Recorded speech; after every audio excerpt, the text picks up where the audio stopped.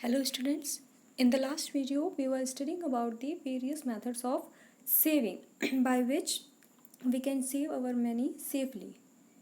In that we have read about bank. Now in this video we are going to study about post office as how can we save our money in post office.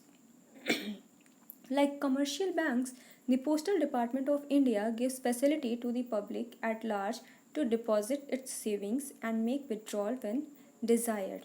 Just like commerce banks, Postal Department too gives the families the facility to save their money and withdraw also. जैसे कि banks होते हैं उसी तरह postal department भी जो होता है, जो डाक विभाग भी होता है, वो भी इंडिया का वो भी पब्लिक को, जनता को एक फैसिलिटी देता है, सुविधा देता है कि वो अपने मनी को सेव कर सकें और उसको टाइम पड़ने पर विदड्रॉ भी कर सकें. A post office saving bank account can be opened with an initial deposit of 20 rupees. The post office issues a passbook in which entries are made whenever a transaction is performed by the depositor. A major can also open an account in the name of the minor. When the minor becomes a major, the minor himself can operate the account. In the post office saving bank's account, either individual accounts are opened or joint accounts are opened. Any one of the person opening the joint account can operate the account. In a joint account, the maximum money that can be deposited is 50,000. Post office क्या होता है, एक ऐसा saving bank account होता है कि जो कि आप अगर चाहिए तो स्टार्टिंग में 20 रुपीज़ को डिपॉजिट करके आप अपना पोस्ट ऑफिस का सेविंग बैंक अकाउंट आप ओपन कर सकते हो. उसमें आपको एक पासबुक मिलती है just like a bank in which all the transactions are entered. उसमें भी सारे आपके ट्रांजेक्शन्स जो भी होते हैं, जो भी आपने डिपॉजिट किया है या जो भी आपने विड्रॉ किया, सारे ट्रांजेक्शन्स उसमें भी मेंशन होते हैं. और अगर कोई माइनर है, मीन्स जो 18 ईयर्स से बिलो है जो भी, तो माइनर के नाम पे अकाउंट खोल सकता है. और जब वो मेजर हो जाए, यानी कि जब वो बड़ा हो जाए, तो वो माइनर जो था वो अपना अकाउंट खुद भी ऑपरेट कर सकता है. मीन्स कि जो बड़े लोग होते हैं वो छोटे बच्चों के अकाउंट अपने नाम पे खुलवा सकते हैं, और जब छोटे बच्चे बड़े हो जाएं तो वो खुद ही अपना अकाउंट चाहे तो ऑपरेट कर लें. और अगर मान लीजिए सपोज़ आपका जॉइंट अकाउंट है, तो जॉइंट अकाउंट में तो कोई भी पर्सन जिनके जिनके नाम पे जॉइंट अकाउंट है वो दोनों ही अपना ऑपरेट कर सकते हैं, अपने अकाउंट को चला सकते हैं. और जो जॉइंट अकाउंट लेकिन जो होता है वो मैक्सिमम मनी आप उसमें 50,000 रुपीज़ ही डिपॉजिट कर सकते हो. The passbook must be kept safe. When a passbook is lost, another duplicate passbook can be issued on the payment of 5 rupees only. The post office used to give prizes to those depositors who keep 200 all the time in the post office saving bank account, but the scheme is now dropped. Passbook क्या होता है, हमें अपनी safe रखनी चाहिए क्योंकि हमारा पूरा ट्रांजेक्शन उसमें होता है. लेकिन अगर बाई चांस हमारा लॉस्ट हो जाता है, खो जाता है, तो डुप्लीकेट पासबुक भी इशू हो जाता है अगर हम 5 रुपीज़ पे कर देते हैं तो. Earlier there was a scheme for the depositors who always keep 200 rupees, but now this scheme is close. पहले आपको डाक विभाग में क्या मिलता था, वो उन डिपॉजिटर्स को जो हमेशा 200 रुपये अपने बैंक पोस्ट ऑफिस अकाउंट में रखते थे तो उनको कुछ गिफ्ट्स मिलते थे. बट अब ये जो है वो ड्रॉप कर दी गई है ये स्कीम, अब ऐसा नहीं मिलता है. Various savings schemes to post office. अब पोस्ट ऑफिस में बहुत सारी स्कीम्स है, जैसे संचय का है, post office time deposit accounts है, just like bank. 5 year post office recurring deposit scheme. कि संचयिका क्या होती है, for school going children Sanchayika is a good scheme. It creates thriftiness among them. They deposit money in the bank through their school. Sanchayika क्या होती है, जो बच्चे school जाते हैं उनके लिए अच्छी बात है, क्योंकि उनके में थोड़ी सी बचत की भावना आने लगती है. पहले से ही उनके अंदर फीलिंग आती है कि हमें कुछ स्पेंड्स जो है वो अपने सोच समझ के करने हैं, कुछ बचाना है, और वो अपने बैंक में मनी डिपॉजिट कर सकते हैं स्कूल के through. Post office time deposit accounts. Post office receives fixed deposit for 1 year or more as multiples of 200 rupees. There is no limit to the amount deposited. अब 200 रुपये के multiples करके आप अपने फिक्स डिपॉजिट को 1 साल या 1 साल से ज़्यादा के लिए डिपॉजिट कर सकते हो. जैसे कि बैंक में होता था एफडी, उसी तरह पोस्ट ऑफिस में भी कर सकते हो, और उसमें अमाउंट डिपॉजिट करने का कोई भी लिमिट नहीं है. 5 year post office recurring deposit scheme. A depositor deposits every month a sum of money in this scheme and at the end of 5 years gets back his money with interest. अब क्या होता है, इसमें क्या होता है, डिपॉजिटर अपने money को जितना भी उसको मनी जमा करना होता है, एक स्कीम के थ्रू जमा करता है 5 साल के लिए। जब 5 साल कंप्लीट हो जाता है उसकी ड्यूरेशन, तो उसकी जो मनी होती है वो इंटरेस्ट के सहित उसके पास वापस आ जाती है। और चाहे तो वो he can withdraw 50% of the amount standing at his credit only by one time after 1 year। अगर 1 साल के बाद अब चाहे तो वो अपने 50% जो अमाउंट होता है उसको वो निकालना चाहे तो वो निकाल भी सकता है, अगर इन केस कोई उसको बहुत अर्जेंट नीड है तो। The first one was bank, the second one is post office. Now the third one is insurance scheme. By insurance scheme we can also save our money. Insurance scheme is an undertaking by a company, society or the state to provide safeguard against loss, provision against sickness, death, etc. in return for regular payments. The company and the insured entered a contract by which the former promises to pay, secures payments of a sum of money in case of damage, accident, loss, injury, death to the insured or his nominee. The company is the insurer undertaking to make payments. The insured has to make regular payment of the premium to the company. Life insurance is a provision which is so planned that a man makes in his lifetime to provide an adequate financial security to his family if he dies.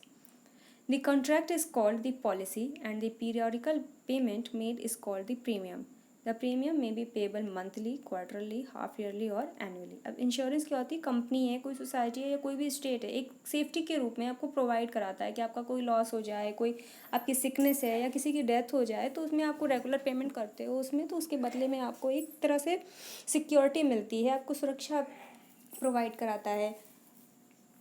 अब इसमें क्या है, जो company होती है या जो insured जो होती है वो एक कॉन्ट्रैक्ट होता है कि अगर आपका ऐसा होता है तो वो आपको इतना पे करेंगे। और ये किसके किसके अगेंस्ट मिलता है, आपका कोई डैमेज हो जाए या कोई एक्सीडेंट हो जाए, कोई लॉस हो जाए, कोई इंजरी है या फिर कोई डेथ हो जाती है किसी की। तो जो लाइफ इंश्योरेंस होती हैं वो क्या होती हैं, एक व्यक्ति अपने लिए करता है कि लाइफ टाइम के लिए करता है, और अगर उस व्यक्ति की डेथ हो जाती है तो वो उसकी फैमिली को सपोर्ट करते हैं, सिक्योरिटी के रूप में उसका जो पेमेंट रहता है वो उसको देते हैं। और ये कॉन्ट्रैक्ट जो होता है वो पॉलिसी कहलाता है। और जो हम लोग पीरियोडिकल पेमेंट करते हैं, जो समय समय पर इसके लिए जो पे करते हैं, दैट इज़ कॉल्ड प्रीमियम। अब प्रीमियम कैन बी पे मंथली, ये मंथली भी हो सकता है, क्वार्टरली 3 मंथ्स पे भी हो सकता है, 6 मंथ्स पे भी हो सकता है और ईयरली भी हो सकता है। That depends on the depositor. Various kinds of LIC policies. अब पॉलिसीज़ जो होती हैं LIC की बहुत सारी डिफरेंट काइंड्स की होती हैं।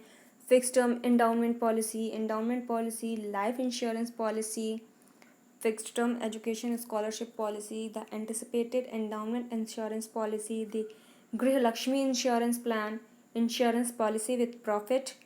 तो बहुत सारी पॉलिसीज़ हैं LIC की, वो अपने अपने बेनिफिट्स के लिए, अपने रिक्वायरमेंट्स के अकॉर्डिंग हम लोग उसे चूज़ कर सकते हैं। Now what are the advantages of insurance. अगर आप इंश्योरेंस करते हो सपोज, तो what benefits you can gain by the insurance.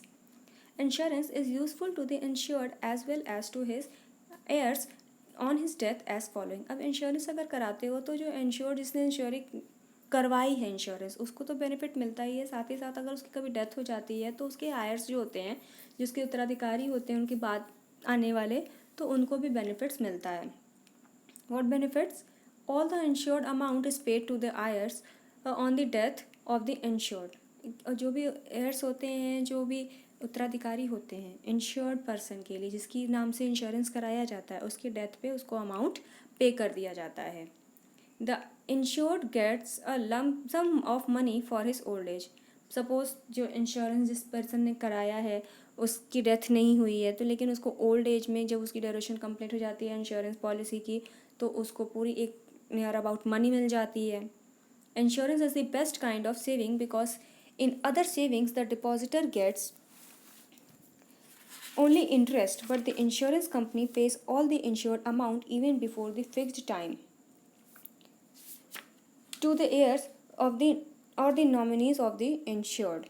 अब क्या होता है, जो इंश्योरेंस होता है वो सबसे बेस्ट काइंड ऑफ सेविंग होती है, बहुत अच्छी सेविंग का तरीका होता है, क्योंकि जो अदर सेविंग्स होती हैं, बाकी तरह की जो सेविंग्स होती हैं, उसमें डिपॉजिटर को केवल इंटरेस्ट मिलता है, उसने जमा किया उस पर कुछ परसेंट उसको इंटरेस्ट मिल गया। लेकिन जो इंश्योरेंस कंपनी होती है, अगर आप उसमें इंश्योरेंस कराते हो तो जो अमाउंट होता है even before the fix time, जो आपका फिक्स्ड टाइम है, सपोज आपने 5 साल के लिए इंश्योरेंस करवाया, तो उसके पहले भी एयर्स को और नॉमिनीज को क्या है, पे कर सकता है वो। Insurance creates necessary savings.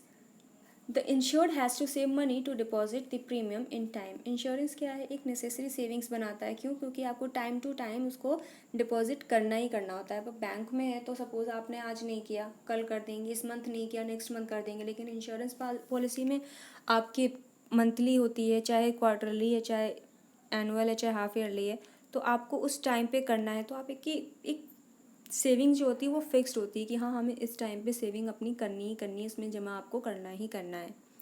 Provision is made for expenditure in marriages, house building, higher education etcetera. जो भी प्रोविजंस होते हैं वो आपके जो खर्चे पे होते हैं, वो खर्चे किस तरह के हो सकते हैं? मैरिज हो सकती है, घर बनवाना है, बड़े उच्च शिक्षा ग्रहण करनी है, तो इन सब पे भी आपको प्रोविजंस मिलते हैं। Now the fourth one is provident fund scheme. बहुत सारी स्कीम ऐसी होती हैं जिन पे आप अपना मनी जो है सेव कर सकते हो। It depends on you which one you choose, whether you can choose the bank, whether you can choose the post office, whether you can choose the insurance policy, whether you can choose the PF, PPF, UTI. There are so many options before you which you can choose for saving your money safely, and plus gain some benefits also. So these are the schemes. Now let's see the importance of saving. As we all know earlier that the savings are very important for future use, in for urgent needs, just like marriage, higher education, or etc. But now let's see the importance of savings are as follows. The first one is future security. As I told you, for future we save for the future. हम लोग अपने future के लिए save करते हैं. The savings in various public schemes provide a security net to the family to meet our future expenses. अब क्या होती है, जो सिक्योरिटी प्रोवाइड कराती है सेविंग्स। आपके पास सेविंग्स होती है तो आप फ्यूचर की जो भी एक्सपेंसेस हो सकते हैं, अचानक से जो खर्चे आ जाते हैं, तो आप उनको ईजिली हैंडल कर सकते हो। आपके पास कोई इकोनॉमिकली प्रेशर नहीं होगा अपने माइंड पे। These savings can be utilized for education, housing, marriage of the children. The second importance, emergency importance. आपके सपोज आपके सामने कोई इमरजेंसी आ गई, किसी का एक्सीडेंट हो गया है, किसी की सिकनेस है, ओल्ड एज है, डेथ है, कुछ भी है, अनएम्प्लॉयमेंट हो सकती है, तो आप उसमें आपको परेशानी नहीं होगी, आप अपने सेविंग्स को यूटिलाइज कर सकते हो। Compensatory importance, increase expenditure caused by illness, loss by fire, robbery or inflation can be compensated by the savings of a family. अब क्या है, अचानक से कोई खर्चे हो जाते हैं, जैसे कोई इलनेस है, बीमारी हो गई, किसी की लंबी बीमारी चल गई, खर्चे ज़्यादा हो गए, किसी के फायर में लॉस हो गया, आग लग गई, किसी के घर में इसका नुकसान हो गया, रॉबरी हो गई, कुछ भी हो गया, तो आप उसमें कंपनसेट कर सकते हो। उसमें आपको कुछ कंपनसेशन मिल जाता है, मुआवजा मिल जाता है। क्यों? अगर आपके पास सेविंग है तो आप उसके थ्रू फिर से स्टार्टअप कर सकते हो। Enhancing money. The savings, when invested adequately in shares, houses, land, etc., enhance the money through multiplication. अगर आपने बहुत ही वाइजली अपने मनी को सेव किया है, सपोज आपने हाउसिंग में कर दिया है, शेयर्स में लगा दिया है, लैंड में लगा दिया है, तो क्या हो जाती है, आपकी मल्टीप्लाई होने लगती है, मनी जो है वो बढ़ने लगती है बहुत तेज़ी के साथ। Enhancing social Prestige. इवन कि मनी के साथ साथ आपकी सोशल प्रेस्टीज भी इनहेंस होती है, इंक्रीज होती है। How? The savings raise the social prestige of the family by regular expenses on comforts और लग्जरीज। अब क्या होता है, आपके पास जब सेविंग्स होती है तो आप अपनी लग्जरीज पे उसको सेव खर्च कर सकते हो। आपको सपोज आपको कुछ लग्जरीज है, कुछ भी एक्सपेंसेस है, अपनी कंफर्ट है, तो उस पर आप खर्च कर रहे हो, तो आपका सोशल प्रेस्टीज भी इंक्रीज होता है। इकोनॉमिक प्रोग्रेस, आपकी इकोनॉमिकली प्रोग्रेस भी होती है। No doubt the family can make economic progress only when it spends less than its earnings. अब क्या होती है, इकोनॉमिक प्रोग्रेस आपकी तभी होगी जब आप जो स्पेंड कर रहे हो वो आपकी इनकम से लेस हो, आपकी इनकम ज़्यादा हो और आपके एक्सपेंडिचर्स जो है वो लेस हो। Then only you can make the economical progress. It helps in making economic progress of the family. जाहिर सी बात है कि अगर आपकी इनकम ज़्यादा होगी और खर्चे कम होंगे तो आप ज़्यादा से ज़्यादा सेव करोगे, और ज़्यादा से ज़्यादा सेव करते हो तो आप अपने इंश्योरेंस में लगा सकते हो, सेव कर सकते हो, उसको आप अपने सोशल प्रेस्टीज के लिए कर सकते हो, इन फ्यूचर यूज़ कर सकते हो। आप जहाँ पे आपको ज़रूरत हो सकती है आप वहाँ पे उसको जब मर्जी चाहे आप उसको यूटिलाइज़ कर सकते हो। इंटरटेनमेंट्स और प्लेजर ट्रिप्स, अब क्या होता है, आपको अपने इंटरटेनमेंट्स के लिए, अपने मनोरंजन के लिए या फिर प्लेजर ट्रिप्स जो होती है, सुखद यात्राएं जो होती हैं, उसमें भी आप खर्च कर सकते हो। The savings in a family helps in entertaining the family members for pleasure trips और टूर्स ड्यूरिंग वेकेशन। अब क्या है, छुट्टियों पे जाना है, अब हमें छुट्टियां हैं, कोई काम नहीं है, तो हम अपने क्या है, लेकिन पैसे नहीं है, सेविंग्स है ही नहीं है हमारे पास, तो हम कहाँ से घूमने जाएंगे, हम कहाँ से अपने एंजॉयमेंट करेंगे। लेकिन अगर आपके पास सेविंग है अच्छी खासी, तो आप उसको अपनी एक ट्रिप पे, टूर पे आप उसको खर्च कर सकते हो। दस, savings also have importance of entertainment. तो इस तरह से सेविंग्स से आप अपनी इंटरटेन भी हो सकते हो, आप अपना एंटरटेनमेंट भी कर सकते हो। Now your the second chapter is finish.